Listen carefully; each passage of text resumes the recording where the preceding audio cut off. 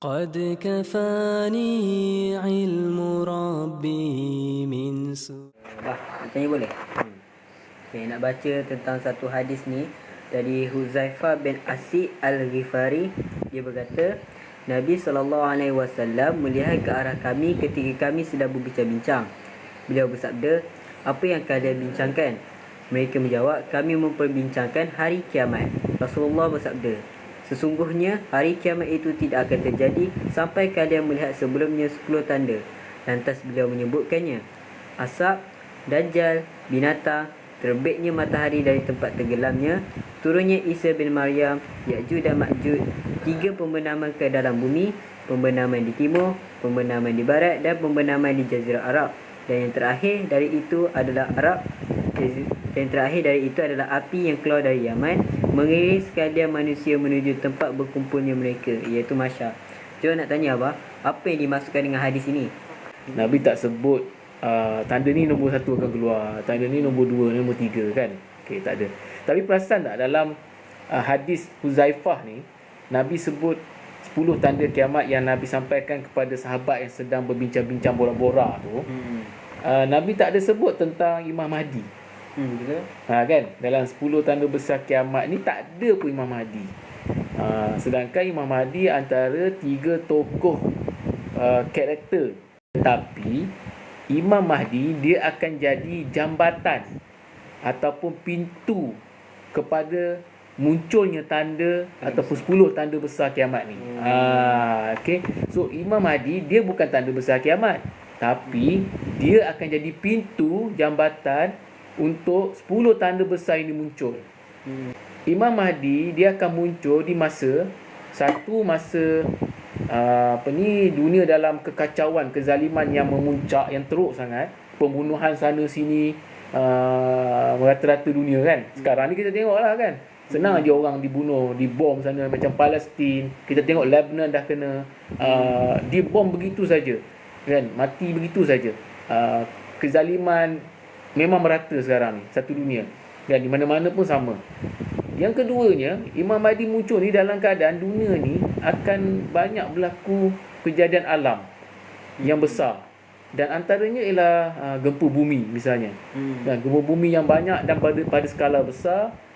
Lepas tu banyak lagi bencana-bencana alam seperti kemarau yang teruk, banjir besar kan, ribut taufan apa semua ni. Jadi Imam Mahdi ni adalah sebagai jambatan kepada kemunculan 10 tanda besar kiamat. Dan kemungkinan berdasarkan pandangan ulama, tanda besar kiamat yang pertama nampak gayanya berdasarkan hadis yang kaitan dengan kemunculan Imam Mahdi ini, nampak gayanya 10 tanda besar kiamat yang pertama ni ialah dukhan yang akan muncul dulu. Sebab apa? Bila dukhan muncul, lepas dukhan nanti akan berlaku kemarau yang panjang. Kan?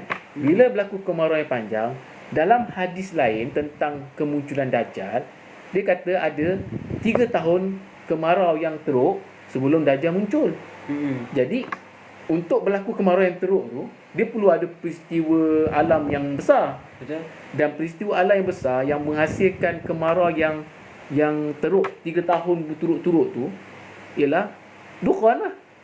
Dan dukhan pula dia mungkin boleh berlaku kerana tadilah mungkin akibat daripada gempa bumi yang banyak semua tu, dan hentaman daripada batu angkasa yang menghentam bumi nanti, berkemungkinan itu akan menghasilkan dukhan, asap tebal yang meliputi bumi, menyelubungi bumi selama 30 ke 40 hari.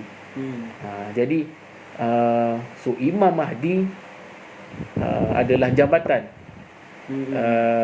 kepada ataupun pintu gerbang kepada 10 tanda besar kiamat. Dan kemungkinan tanda besar kiamat yang pertama yang bakal muncul adalah dukhan, asap. Okey, asap. Allahu a'lam, Allah lebih tahu. Cuma kini berdasarkan hadis Nabi dan juga pandangan ulama lah. Dan jadi kalau kita tengok hari ini, peristiwa hari ini, nampaknya kekacauan, kezaliman dah memang teruk di muka bumi. Dan rasanya bencana alam pun dah teruk. Kan, gempa bumi dijangka akan bertambah banyak lagi lepas ni pada skala yang besar. Tahun depan 2025 adalah tahun bencana malapetaka alam yang dahsyat, iaitu gempa bumi pada skala yang besar di merata dunia akan berlaku pada kekerapan yang sangat tinggi. Kemudian akan berlaku kemarau yang panjang, kemarau yang dahsyat, kepanasan yang kita rasa sekarang ni tahun depan akan lebih panas lagi. Dan kemudian kalau hujannya hujan pada skala yang sangat banyak, yang besar, sehingga menyebabkan kerosakan, tenggelam sana, tenggelam sini, rosak sebenda, runtuh sana, runtuh sini, tanah runtuh, apa semua, tanaman-tanaman rosak kerana hujan yang terus banjir kan sekarang. Dan banyak lagi lah peristiwa-peristiwa alam yang berlaku, yang mana dia akan berlaku pada skala yang sangat besar. Dan dia akan menjadi pemusnah lah, bukan hanya jadi, kalau kita kata hujan ni rahmat patutnya, tapi bila jumlah dia terlalu besar, terlalu banyak limpahan hujan sehingga menyebabkan banjir, akhirnya banjir itu bukannya rahmat lah, dia jadi memusnahkan dah. Dia bencana, dia memusnahkan, merosakkan harta benda, kereta tenggelam, kita tengok rumah tenggelam, tanam-tanaman rosak habis. Dan bayangkan kalau tanam-tanaman rosak, binatang-binatang pun mati lemas, binatang ternakan, makanan akan terganggu atau tidak? Rantaian makanan akan terganggu. Rantaian makanan akan terganggu. Dan pada masa inilah akan berlakunya bencana alam yang dahsyat.